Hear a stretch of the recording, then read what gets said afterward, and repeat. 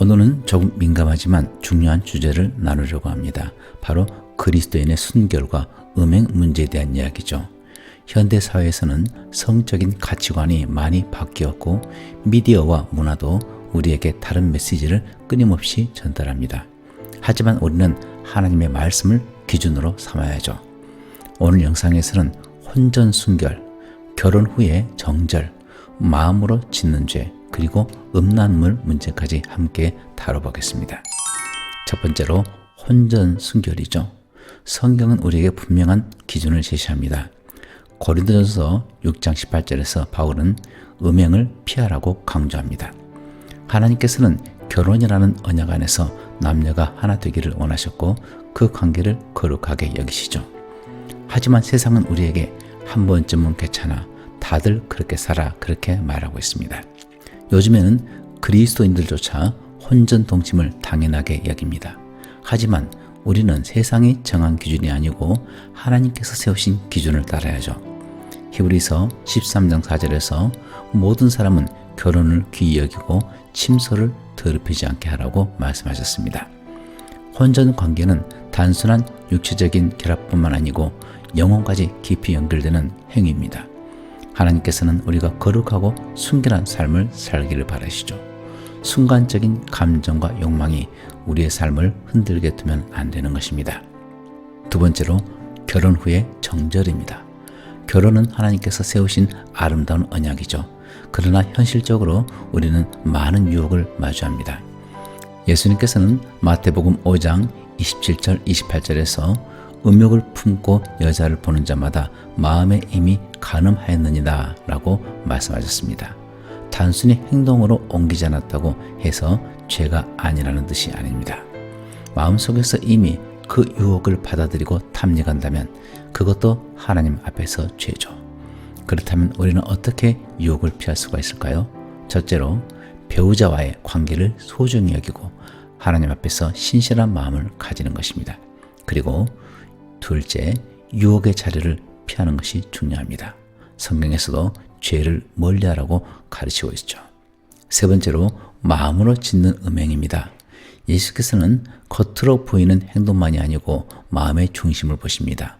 우리가 무심코 보게 되는 미디어, SNS, 드라마, 영화 속 장면들이 우리의 마음을 조금씩 무뎌지게 만들 수가 있죠. 처음에는 가벼운 호기심일지 몰라도 점점 더 깊이 빠져들게 될 위험이 있습니다. 잠언 4장 23절에서 무릇 지킬 만한 것보다 더욱 내 마음을 지키라.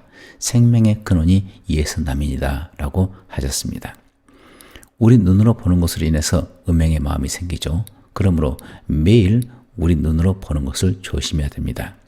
음란에 관계된 것은 어떤 것도 보지 말고 접하지 말아야죠.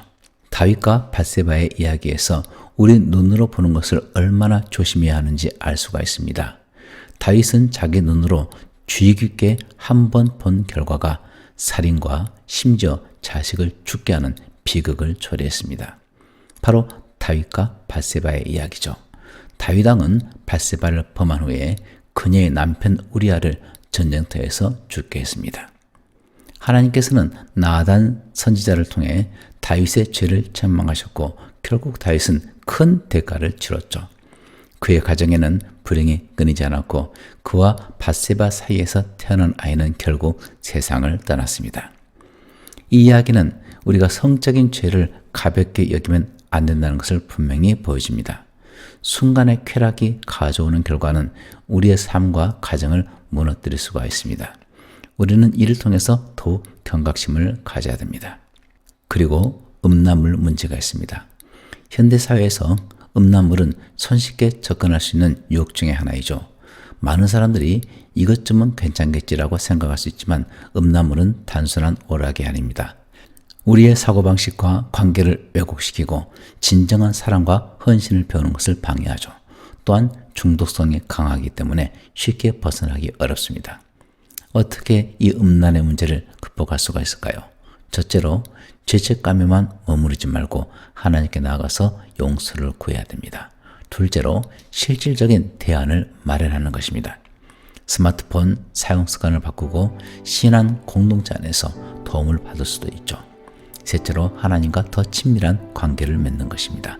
음란물을 접촉하지 말고 하나님의 말씀을 묵상하고 기도하는 것입니다. 우리의 마음이 하나님을 향할 때 자연스럽게 세상의 유혹에서 멀어질 수가 있습니다. 오늘 다룬 주제는 많은 분들에게 도전이 될 수가 있죠. 하지만 기억하세요. 하나님은 우리를 정죄하시는 그런 분이 아니시고 회복시키시는 그런 분이십니다. 우리가 넘어졌다면 다시 일어날 수 있도록 도우시는 분입니다. 우리는 완벽하지 않지만 하나님의 은혜로 순결한 삶을 살아갈 수가 있습니다. 주님과 함께 바른 길을 걸어가기로 결단하는 그런 사람이 되기를 바랍니다.